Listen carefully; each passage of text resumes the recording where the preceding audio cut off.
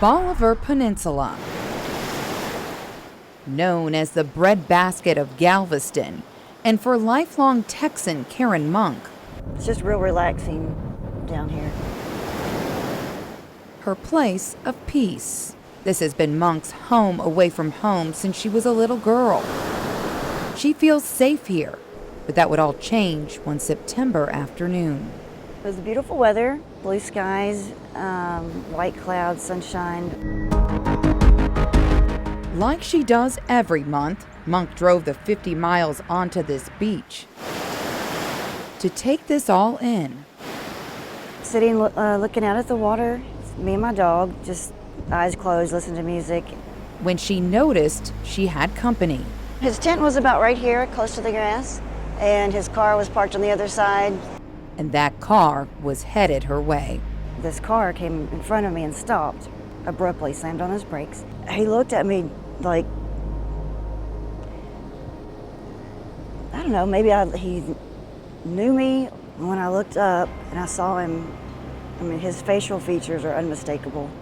He was probably 10 feet from me, and he sat there for what felt like minutes, looking right in my eyes. So I wasn't gonna give up. The man staring at her, Jesse Leroy Matthew Jr., wanted more than 1,000 miles away for the abduction of University of Virginia student Hannah Graham.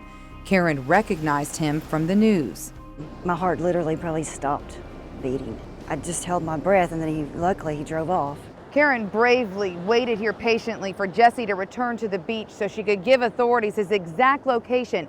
It would be 15 long minutes before he did, and she would see to it that his 1,300-mile, 4-day run from police would come to an end. After repeated calls to authorities, Karen got the attention of the Galveston County Sheriff's Office. She packed up her car, set her odometer, and drove exactly 4.2 miles to this fruit stand where she told a deputy where to find Matthew. The deputy went by to check things out, and it seems that we got a person off the street that needed to be taken up. By the time Karen got home, Matthew was in custody and being questioned by investigators. Actually, he was very quiet. Several individuals came down and tried to talk to him, and he didn't want to discuss anything with anybody.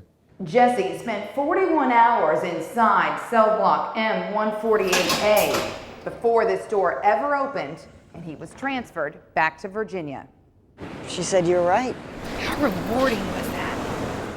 I think my jaw dropped. I was like, oh my gosh, are you kidding? Did you think, I did it? Yeah. I was like, wow, I wasn't wrong.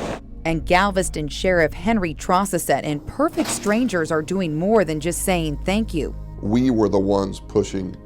We were the ones contacting Virginia, the Crime Stoppers in that area, seeing if we could get her assistance. We would like to see her being honored and rewarded for what she's done. It's peaceful, isn't it?